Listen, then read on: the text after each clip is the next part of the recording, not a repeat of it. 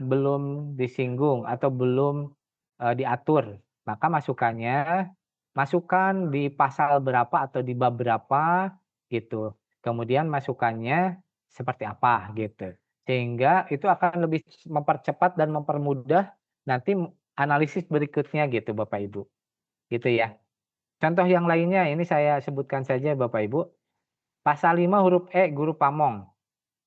Di ketentuan umum menggunakan yang dijelaskan adalah tutor, sedangkan di pasal ini menggunakan guru pamong. Jika merujuk pada Permendikbud 72 tahun 2013 dan nomor 119 tahun 2014, memang masih menggunakan istilah tutor, walaupun istilah tutor ini akan bertabrakan dengan tutor pada pendidikan non formal atau PKBM. Jadi ini pengistilahan antara guru pamong dengan eh, tutor begitu ya. Nah, nanti ini perlu kita, diskusikan sama-sama. Karena memang di Permendikbud 72 maupun 119 itu bahasanya adalah tutor, begitu. Oke, lanjut ya Bapak Ibu. Kemudian pasal 6 terkait modus tunggal dan modus ganda. Di sini ada kesalahan terkait pengertian dari istilah modus. Modus tunggal adalah pelaksanaan pendidikannya ada program terbuka dan jarak jauh saja. Contoh di universitas adalah universitas terbuka. Modus tunggal artinya satuan pendidikan tidak mungkin reguler. Sedangkan modus ganda pelaksanaannya bercampur dengan sekolah reguler. Sehingga sekolah terbuka yang ini berjalan adalah modus ganda saja. Untuk modus tunggal belum bisa dilaksanakan. Mungkin jika Jawa Barat mendirikan satu sekolah terbuka saja seperti layaknya UT, ini bisa dikatakan sebagai modus tunggal. Adapun jika merujuk kepada Permen 119, artian pendidikan baik secara tatap muka, artinya ini adalah pendidikan reguler dan juga mohon pasal tersebut dapat dicermati kembali kalimatnya. Pada pasal 6 ini lebih ke arah pembelajaran full PJJ dan blended learning. Full PJJ dan blended learning ini adalah bentuk model pembelajarannya, bukan modus. Sehingga mohon dapat dibedakan antara pengertian modus, moda, dan model pembelajaran. Nah, itu ya Bapak Ibu. Sehingga terapkan nih bayangannya nanti masukan dari Bapak Ibu bisa lebih spesifik gitu.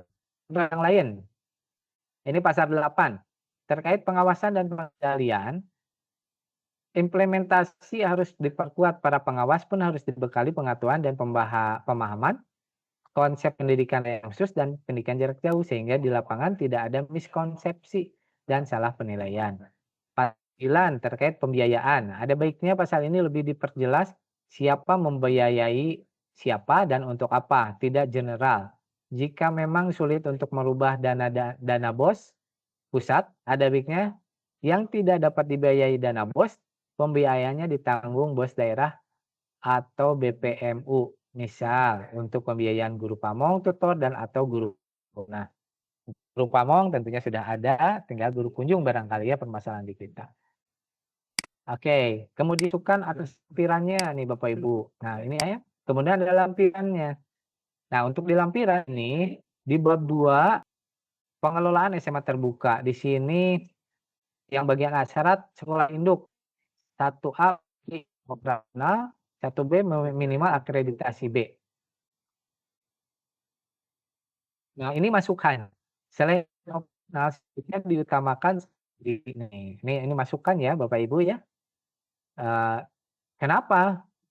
Mungkin alasannya ini menjaga kualitas begitu ya. Kemudian yang sebaiknya akreditasi dinaikkan.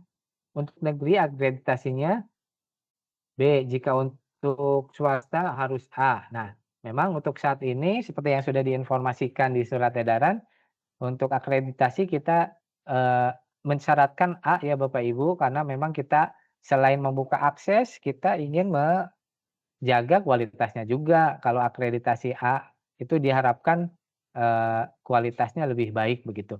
Apalagi untuk SMA terbuka kan sebetulnya tantangannya lebih berat ya, tidak mudah dibandingkan dengan yang sekolah reguler sebetulnya untuk menjaga kualitasnya itu.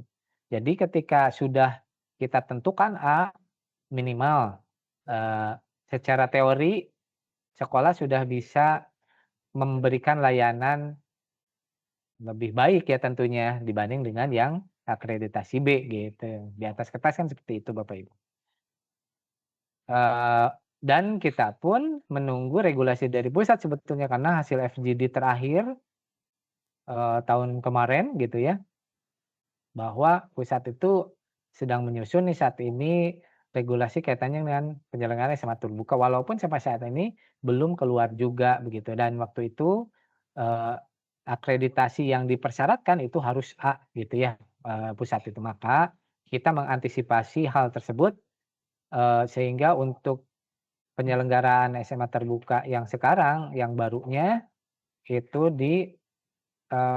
persyaratkan harus A, gitu. Kemudian bab 3 nih, bab 3 pengelolaan peserta didik, syarat usia peserta didik.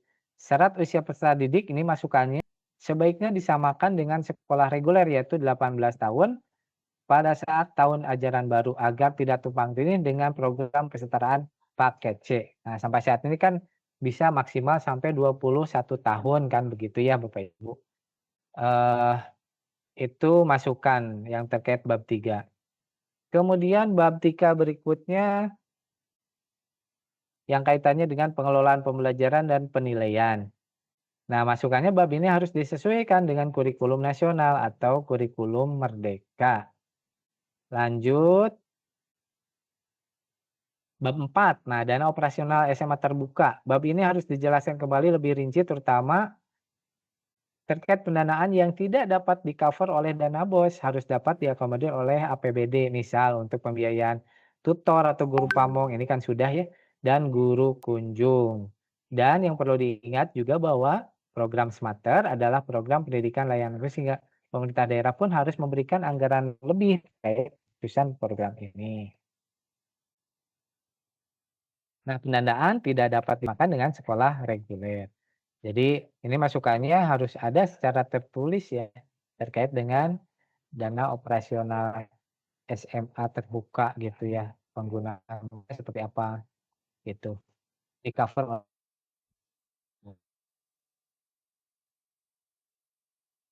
oke, itu tadi contoh, suka duka kalau ini saran dan rekomendasi, eee,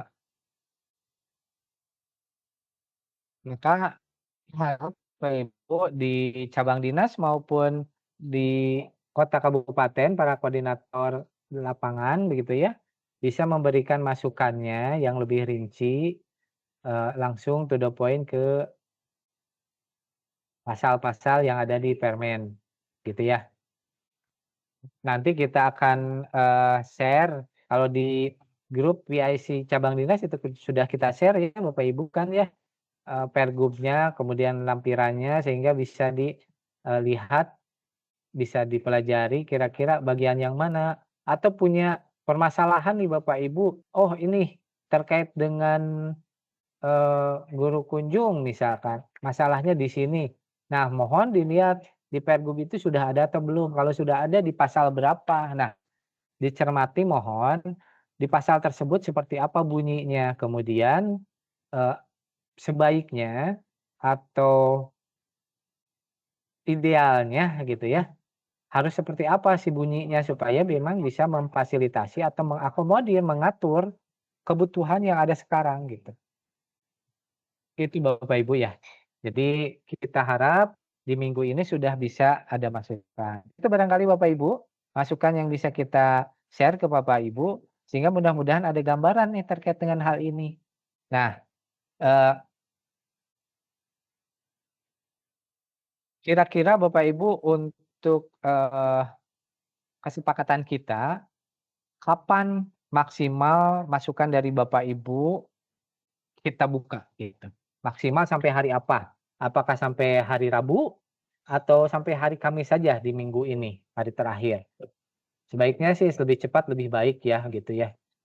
Kalau bisa mah hari ini langsung dieksekusi, ditindaklanjuti karena kalau di Engkemas biasanya, nggak keburu jadi nggak kebagian waktunya gitu ya, lupa barangkali seperti itu Bapak Ibu ya. Mangga Bapak Ibu kira-kira kapan nih bisa disepakati, eee, maksimal masukan dari Bapak Ibu di masing-masing wilayah bisa kita dapatkan. Itu saja barangkali. Nah, mungkin ada tambahan dari Pak Aam, barangkali dari sisi hukum Pak Aam, terkait dengan contoh tadi masukan gitu ya. Kemudian hal-hal apa saja yang harus diperhatikan oleh Bapak Ibu semua ketika memberikan masukan nanti, untuk bahan revisi peraturan gubernur ini. Hatur nuhun, sebelumnya terima kasih, kita tunggu respon dari Bapak Ibu. Sebelum dari respon Bapak Ibu, kita dengarkan barangkali masukan atau arahan dari Pak Aam terkait dengan dari sisi sudut pandang hukum gitu ya, Bapak Ibu. Mangga, hatur nuhun. Assalamualaikum warahmatullahi wabarakatuh. Waalaikumsalam warahmatullahi wabarakatuh. Ya, berulang Pak Maman. Eh, Perhatikan apa yang tadi disampaikan atas usulan koreksi dan usulan kaitan dengan peninjauan kembali terhadap Peraturan Gubernur 74 2000.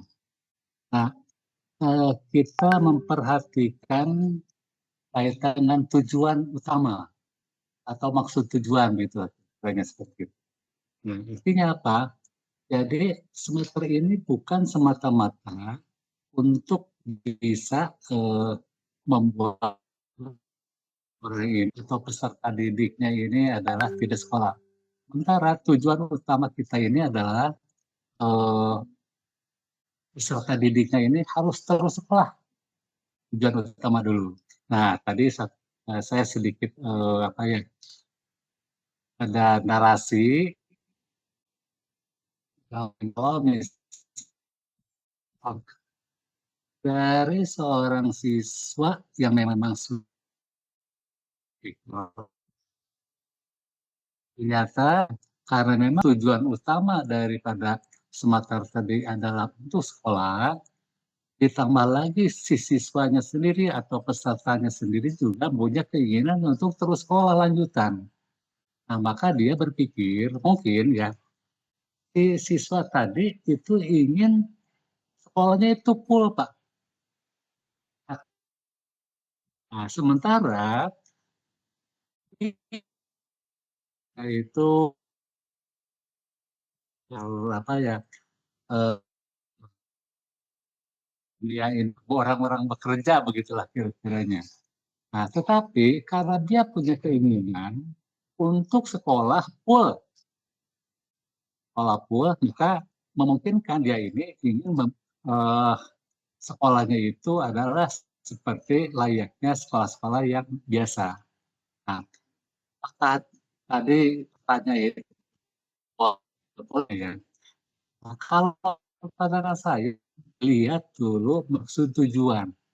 Kalau hanya maksud tujuannya sendiri hanya untuk uh, peserta didiknya ini ada sekolah dan tidak memperhatikan kualitas, ya tentu kita tidak bisa mencegahnya. Tetapi tujuan utama adalah terus untuk bisa bersekolah, anak didik kita atau masyarakat kita Jawa Barat khususnya, maka kita juga diperkenankan untuk masuk di sekolah reguler, Pak. Di sekolah rakyat, Pak. Mendirikan sekolah-sekolah rakyat yang ada di Indonesia dengan begitu gencarnya. Mulai bulan ini akan ada penerimaan peserta didik ya untuk bisa bersama-sama. Nah, dari segi hukum itu tidak ada yang dilanggar dan diperbolehkan. Tentu kalau misalnya ada suatu persyaratan-persyaratan khusus ya misalnya, ya itu juga diperbolehkan. Artinya apa? Artinya tidak memberikan suatu upaya penjagalan atau upaya diskriminasi untuk terus berkembang tadi para peserta didik. Nah, dari segi hukumnya seperti itu Pak Maman kalau saya lihat ya. Nah, artinya apa? Supaya kita pemerintah daerah hadir atau negara hadir untuk bersama-sama mereka. Ini itu sekilas Pak Maman, terima kasih. Hatur nuhun Pak Aam, uraiannya, jadi memberikan gambaran secara umum pada kita semua seperti apa gitu ya Bapak Ibu. pada prinsipnya yang pertama kita lakukan sekarang sebetulnya begitu ya, kita, eee, kumpulkan dulu semaksimal mungkin dari Bapak Ibu semua, hal-hal yang memang diperlukan dan belum diatur, dan yang sudah diatur itu jika masih belum, sesuai dengan kondisi kebutuhan sekarang, mangga Bapak Ibu mohon masukannya dari Bapak Ibu, tapi, kami mohon bisa lebih spesifik begitu ya memberikan masukannya, jadi langsung dilihat, eee, itu direct ke bagian yang mana gitu. Jadi supaya Bapak Ibu pun, sama-sama memahami atau mengetahui ini Pergub 74 ada apa saja sih di dalamnya, sehingga masukannya pun jelas ya. Di bagian ini, bab ini, pasal ini kaitannya tentang A, B, C. Nah, aturannya masih begini, gitu. Kemudian masukannya sebaiknya untuk kebutuhan saat ini seperti apa gitu. Langsung uraikan secara direct gitu ya, secara langsung menuju ke pasal tersebut gitu. Ataupun di bagian bab tertentu misalkan di sini belum dibahas terkait, X misalkan. Nah, masukannya seperti apa? Barangkali seperti itu paham ya? Supaya lebih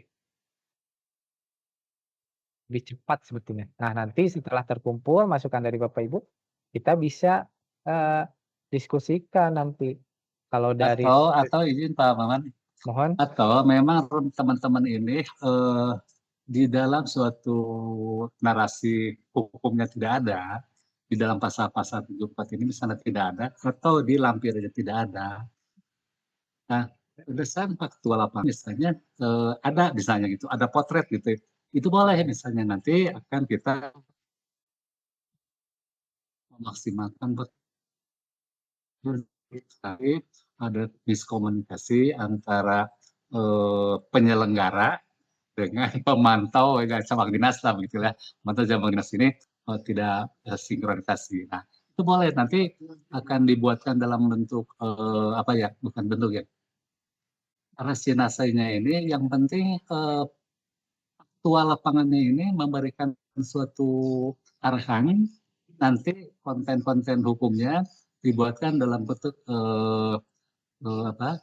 tulisan dari buku dan, lampiran, supaya nanti teman-teman bisa, memahami hal itu Pak Maman. siap, hatur nuhun, paham. Jadi intinya mah, sekarang kita potret dulu, mangga ada hal-hal yang memang belum tercover atau belum usulkan gitu ya, kalau dari sisi bahasa mah nanti kita sama-sama lah, kita komunikasikan dengan, bagian hukum begitu ya, Pak Ampun insya Allah masih mensupport kita semua gitu ya. Mudah-mudahan, ini bisa terrealisasi begitu di tahun ini, perubahannya. Baik, eee, mangga Bapak Ibu ada pertanyaan atau masukan dari yang lain? Dari tim mutu layanan, Pak Hadian, Atanapi Pak Iwan, Pak Aib, gitu ya. Pak Hadian atau Pak Agus, mangga silahkan Pak Hadian. Pak Hadian ada nggak ya? Sudah masuk? Belum Kemudian lagi di KCD Pak, lagi ada kegiatan kayaknya. oh mohon. Ya, buat Baik, mangga dari Bapak Ibu yang lain, Pak Agus, Atanapi Pak Aib, atau Bapak Ibu dari cabang dinas, atau dari koordinator barangkali ada yang mau apa, berkomentar atau merespon terkait dengan apa yang tadi sudah sampai ini dibahas, mangga, atau memberikan masukan, silahkan Bapak Ibu, mangga. Ya, Assalamualaikum Pak, dari SMA 8 Pak. Baik, mangga Pak Imam. Ya, terima kasih Pak Maman waktunya. Terkait dengan apa ya, fakta-fakta di lapangan, bahwa tadi sudah betul kami sudah melakukan apa ya, istilahnya perjanjian kepada calon peserta didik untuk tidak melakukan mutasi gitu ya. Jadi tidak melakukan mutasi, jadi mereka harus di Semater kelas 10 sampai beres kelas 12 dan itu alhamdulillah efektif Pak Maman. Jadi tidak membuka peluang untuk menjadi batu loncatan gitu ya. Jadi itu sangat efektif sekali. Dan yang selanjutnya itu ada permasalahan juga kan akhir-akhir ini kan bahwa ada arahan bahwa KBM itu tidak boleh diinduk sama sekali gitu ya. Jadi itu juga membawa masalah baru kalau menurut saya. Jadi kalau KBM-nya tidak diinduk sama sekali, maksudnya di TKB tetap berjalan, tapi kita tetap harus ada keinduk gitu ya, entah sekali atau 2 minggu sekali atau ini jadi kontrol karena yang maksudnya kita nggak tahu kan kontrolnya gimana. Kemudian juga karena ini kan tujuannya adalah pendidikan ya Pak ya. Kita kan harus berkomunikasi juga dengan orang tua. Kalau orang tua itu bisa langsung berkomunikasi ke induk, artinya pengelola Semater di induk, itu kan akan lebih terarah nanti anaknya itu perkembangannya apa, laporannya apa. Bahkan di kami itu ada dari TKB itu, ketika dia karena TKB-nya pondok pesantren, dia berhenti pesantren, dia otomatis pengen berhenti di Semater. Kata saya kok bisa? Saya bilang nggak bisa. Justru Semater ini adalah untuk menyambung anak-anak yang putus sekolah, saya bilang gitu kan. Nggak bisa kalau misalnya cuman gara-gara berhenti dari TKB, dari pesantren, terus dia berhenti juga. Akhirnya dengan komunikasi itu, alhamdulillah anak kita tetap sekolah walaupun sudah keluar dari pesantren. Jadi menurut saya kalau kegiatan tidak boleh gitu Pak ya. Ketika pengelola ini bisa mengontrol siswanya, itu akan lebih enak gitu Pak. Prestasi juga, komunikasi dengan orang tua kontrol gitu ya. Kalau diserahkan ke TKB semua ya mohon maaf nih, kadang ya begitu Pak risikonya. Baik Pak, gitu aja Pak. Terima kasih. Ya, hatur nuhun Pak Imam. Ini yang belum terbahas sebetulnya yang kedua ya, yang tanya di seperti apa. Betul sekali Pak Imam. Memang sebetulnya pembelajaran itu tidak 100% dimungkinkan untuk hal-hal tertentu itu dilakukan di sekolah induk misalkan. Misalkan praktek terkait dengan fisika, kimia atau biologi begitu ya. Kan di TKB mah tidak mungkin ada lab-nya ya. Nah, mungkin itu yang realistis harus ke sekolah induk jika memungkinkan, gitu ya, jika memungkinkan. Kalau di daerah kota-kota misalkan di Bogor gitu ya, di Depok, itu memungkinkan ke sekolah induknya. Tapi kalau di daerah yang jarak ke TKB dari sekolah induknya itu luar biasa gitu ya, kita harus memikirkan juga gitu kan. Walaupun ada dibuka ya tidak harus 100% semuanya di TKB kan gitu. Kita pun sebetulnya sudah sejak lama dari awal gitu ya, hal itu untuk hal-hal tertentu misalkan tadi untuk praktek IPA, praktek komputer itu mangga untuk dilakukan di sekolah induk. Kan yang tidak kita sarankan dan kita wanti-wanti itu 100% belajar di sekolah. Ya, itu yang harus diperhatikan oleh yang lain yang masih sampai saat ini 100% pembelajaran di sekolah induknya, gitu. Nah, ini yang akan menjadi masalah nantinya ke depan. Bagaimana ini proses pembelajaran di TKB-nya, gitu. Apalagi yang sudah mencanangkan TKB-nya ada di sekolah induk. Nah, ini yang harus diperhatikan. Nah, jika memang kondisi ini, nah, makanya kita buat diskusi, jika memang kondisi ini diperlukan, kalau menurut saya gitu pribadi ya, dan di tim, itu bisa saja gitu dilakukan dengan kondisi tertentu gitu. Misalkan di daerah perkotaan nih, di daerah perkotaan untuk mencari lahan atau tempat yang bisa dikerjasamai misalkan, tidak mudah misalkan di kota Depok misalkan atau di kota Bogor nih, daripada kita mencari lahan atau tempat yang bisa representatif untuk proses pembelajaran untuk anak-anak ini dilakukan, susah misalkan gitu ya, maka kan, logikanya gitu ya, kita bisa memanfaatkan fasilitas yang ada di sekolah induk. Oh, pelaksanaan pembelajarannya pun Sabtu Minggu gitu kan. Nah, jadi, fasilitas atau sarana prasarana di sekolah induk pun bisa termanfaatkan, kemudian tidak usah memikirkan lagi untuk misalkan harus ada sewa dan lain sebagainya begitu ya, tempat ruangan, ya kan tidak ada sewa menyewa ya, karena kita kan harusnya bekerja sama dengan, masyarakat sekitar gitu, sehingga kita, saling gitu ya, menyediakan tempatnya, kemudian kita menyediakan layanan pendidikannya.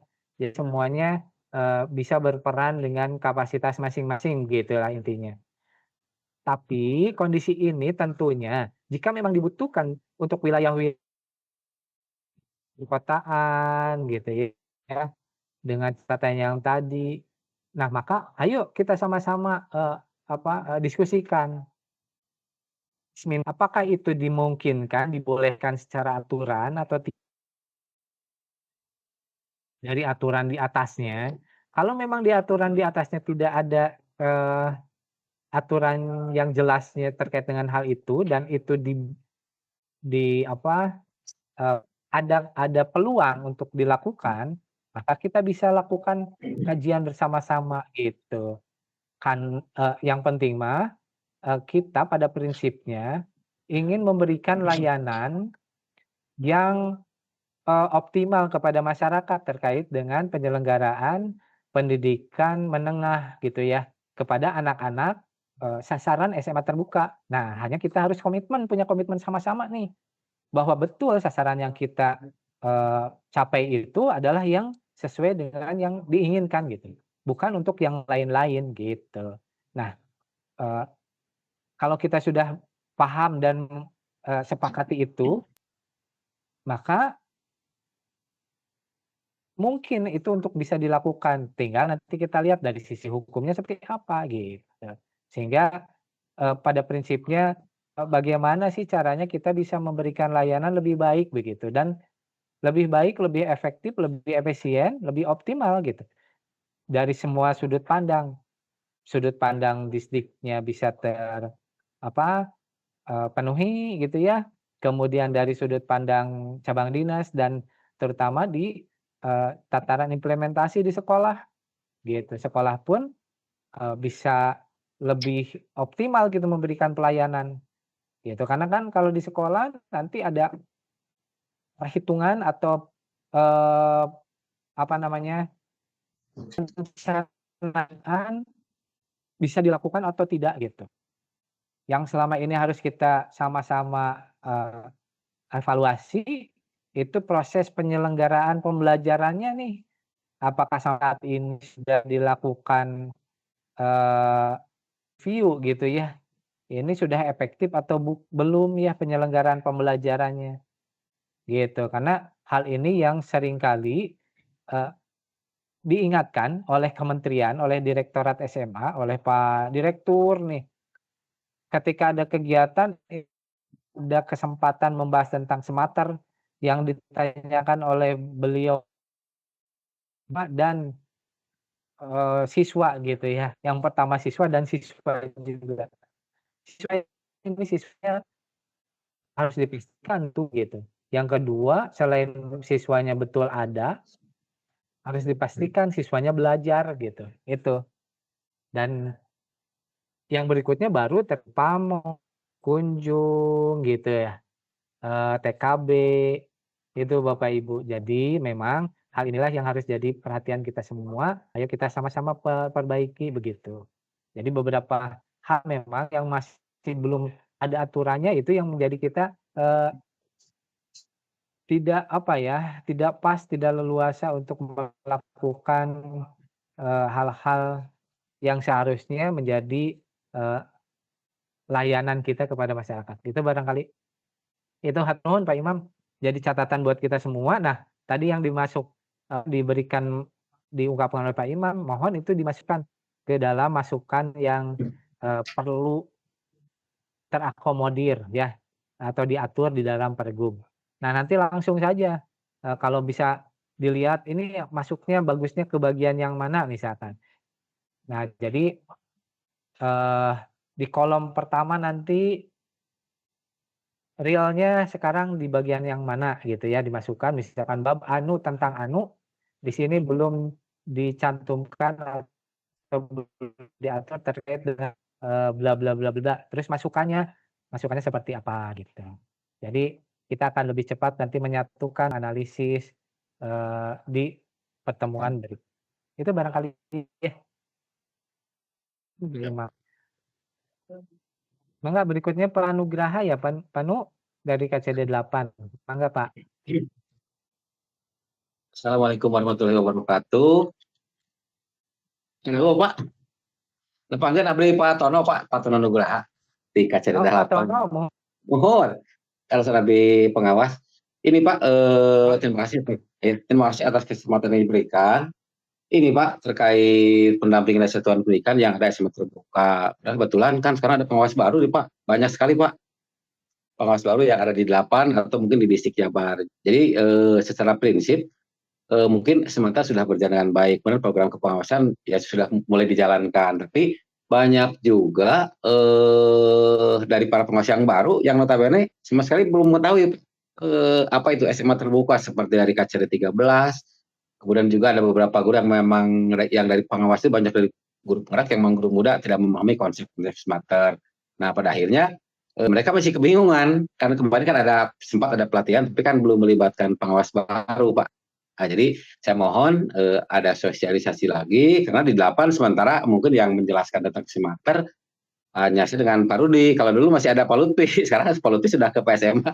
Jadi kami juga bingung nanya ke siapa gitu. Pada akhirnya saya dengan Pak Rudi, dengan Bida paling koordinasi. Bahkan kemarin ada sekolah baru, ada sekolah yang ingin membuat TKP baru, tapi karena persyaratan belum lengkap, kemudian memang mungkin ada indikasi, ada tujuan tertentu, akhirnya kami tolak Pak, karena memang berdekatan dengan sekolah yang ada di sana, seperti ada sekolah Margahayu, karena di sekitar Margahayu Pak yang mendirikan, tapi dengan Pak Rudi sepakat mohon dilakukan persyaratan, dan secara halus kami tolak, memang sangat berdekatan dengan sekolah yang ada di sana. Yang pertama Pak, jadi keberadaan pengawas baru yang notabene belum memahami tentang smarter karena banyak sekali pengawas baru. Yang kedua Pak, tentang tadi yang Bapak sampaikan ya tentang anggaran. Jadi memang masih ada kesulitan Pak, terutama sekolah-sekolah yang belum memahami bagaimana memberikan uang perjalanan dinas SPPD untuk berkunjung. Akhirnya saya konsultasi dengan bendahara KCD, kemudian konsultasi dengan saya coba jelaskan bagaimana konsep pembayaran terutama untuk guru kunjung, sehingga percayaan pertama tidak ada kecemburuan, yang kedua memang mereka merasa diberdayakan ketika mereka berangkat ke TKP sebagai guru kunjung, memang ada transport yang diberikan. Dan yang terakhir Pak, itu mengenai mungkin bisa bisa dibuat di pergubnya tentang peran pendamping di sekolah reguler untuk SMA terbuka. Jadi peran kami nanti seperti apa? Karena masih banyak kebingungan. Ya tadi mungkin yang pertama banyak pengawas baru yang belum memahami konsep dan prinsip tentang SMA terbuka. Yang kedua belum ada kekuatan ya di setiap KCD. Siapa yang menjadi fasilitator di KCD ataupun ya kalau dulu kan masih ada koordinator Pak untuk di KCD untuk pengawas pendamping, tapi karena memang sekarang sudah tidak ada, jadi agak bingung karena kalau bertanya ke KCD sepertinya jawabannya masih bingung juga Pak mereka. Jadi kadang-kadang Zoom seperti ini hanya ikut, tapi mungkin mereka belum memahami bagaimana implementasi di lapangan ketika mengelola SMA terbuka yang notabene berbeda dengan yang reguler. Mudah-mudahan ini perlu bisa dikuatkan peran pengawas di sekolah reguler yang menjadi induk SMA terbuka. Itu Pak yang pertanyaan. Terima kasih. Assalamualaikum warahmatullahi wabarakatuh. Waalaikumsalam warahmatullahi wabarakatuh. Atur nuhun Pak Tono. Beberapa hal yang tadi Pak Tono ungkapkan, mohon nanti diisikan, dimasukkan yang ada di link ya Pak Ton. Jadi mohon semua yang tidak hanya yang barusan diungkapkan saja, kalau masih ada masukan-masukan yang perlu diatur di pergub ini, maka Pak Ton dimasukkan saja. Linknya sudah sebetulnya di grup PIC cabang dinas. Pak Tono masukkan ya kalau tidak salah ya. Masuk atau tidak ya? Justru saya juga informasi ini dari Pak Lutfi, Pak. Jadi mau di KCD sebenarnya belum ada Iya. belum tahu kegiatan hari ini, Pak. Makanya kebetulan sekali sehingga saya bisa menyampaikan nanti ke Pak Ton, kalau di KCD. KCD 8 PIC Rudi. cabang dinasnya siapa? Pak Rudi, Pak. Biasanya Pak Rudi sama saya yang di lapangan saya dengan di Pak Rudi sebagai pasilnya Iya, sebagai Pak Rudi ya. Iya. Pak Rudi sebetulnya sudah ada di grup sebetulnya ya.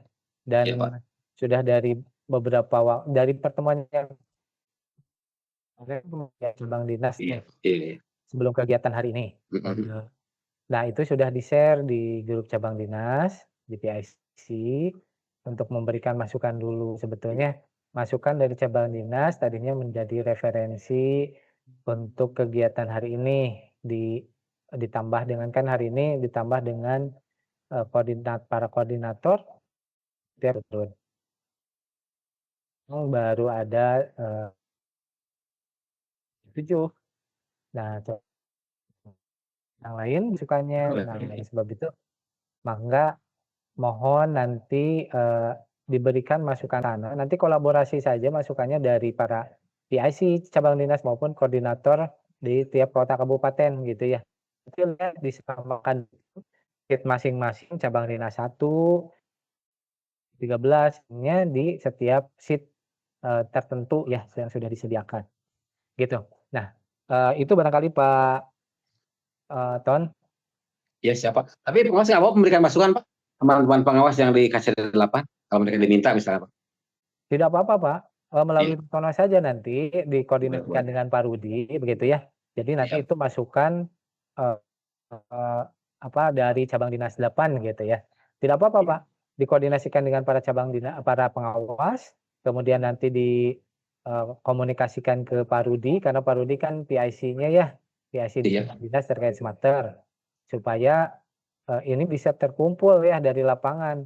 Kalau dari sekolah, dari pengelola kan sudah jelas ya ada pengelola nanti pengelola bisa memberikan masukan juga di situ. Linknya sama itu juga. Iya, siap. Tapi tinggal dilihat kalau ada yang sudah seirama mungkin tidak usah dimasukkan lagi gitu ya. Hal-hal yang lain yang belum tercover nanti tambahkan di sana di link yang sudah disediakan. Itu barangkali Pak Tono. Turun, Pak. Kami Pak Tono. Ya. Dari yang lain barangkali ada yang ya silakan. KCD 1 tadi saya ada tamu jadi saya kurang menyimak atas ada pertanyaan dari Bapak Ibu dari KCD lain. Ini sedikit dengan masalah pembayaran Gupamo yang kita alami itu kadang kan ada 6 bulan sekali dibayar, bahkan di tahun-tahun kemarin itu ada sampai kurun waktu 1 tahun baru bisa ada pencairan lagi. Nah, mungkin sekedar untuk usul aja Pak. Apakah untuk pembayaran gaji honor guru pamong ini tidak berdasarkan 3 bulan sekali kah? Gitu. Walaupun nanti kita dari KCD akan memantau pamong yang akan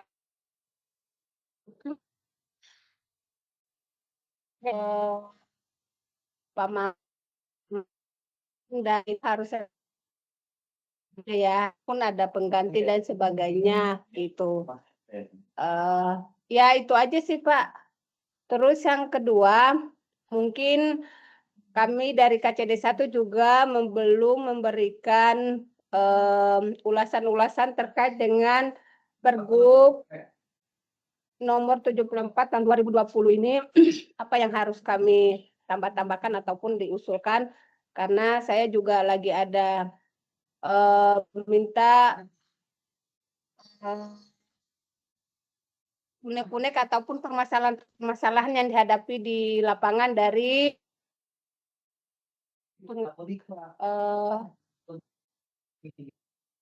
hidup masih ya, tapi mudah-mudahan insya Allah secepat CD1 akan mengisi link terkait dengan revisi ataupun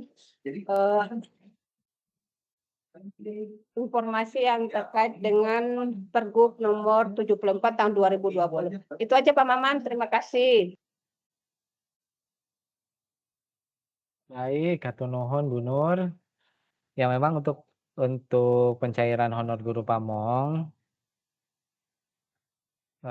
secara teknis dengan Pak Dian mohon diinformasikan, Pak Dian.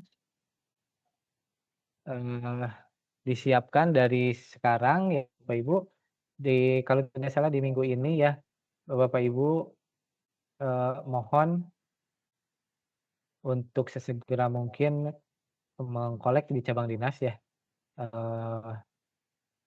syaratan untuk pencairan honor guru pamong yang semester sekarang ya Bapak Ibu. Nanti secara detail barangkali Pak Dian bisa menjelaskan terkait dengan pencairan honor dan untuk skemanya sampai saat ini masih tetap per 6 bulan. Sebetulnya pas di awal waktu itu kita sempat untuk memikirkan bagaimana nih kalau per bulan saja gitu ya. Tapi setelah ditimbang terkait dengan proses pencairannya yang tidak cepat gitu ya, tidak seperti gaji ya sudah melekat begitu ya. Maka kita akhirnya memutuskan ya sudah skemanya masih tetap seperti semula per 6 bulan karena memang itu proses untuk pencairannya yang tidak bisa dilakukan dengan cepat gitu ya. Karena harus ada Kepgub-nya, Kepgub penetapan calon penerima honornya gitu dan itu penetapannya yang tidak sebentar gitu ya, Bang, usulan sampai jadi gitu ya, begitu ya. Tapi ternyata prosesnya yang tidak bisa cepat, maka kita sementara sampai saat ini masih melakukan skema per 6 bulan. Nah, mohon dipersiapkan Bapak Ibu di cabang dinas, baik di para koordinator, untuk pencairan honor guru pamong di semester ini. Di minggu ini nanti Pak Dian kira-kira skemanya perencanaannya di tanggal berapakah kita terus maksimal mengumpulkan persyaratan begitu. Gitu karena ya tadi prosesnya yang harus ditempuh tidak sebentar. Itu barangkali mohon Pak Dian kira-kira bisa menginformasikan terkait dengan proses pencairan yang semester ini barangkali. Mangga Pak Yan.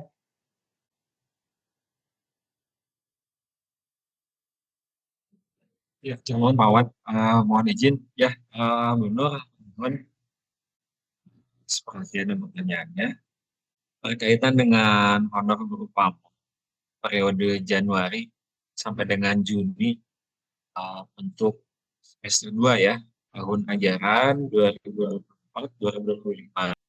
Itu rencananya kami mengajukan SK penetapan itu di Juni ini, di pertengahan, setelah kami lakukan verifikasi dan validasi data.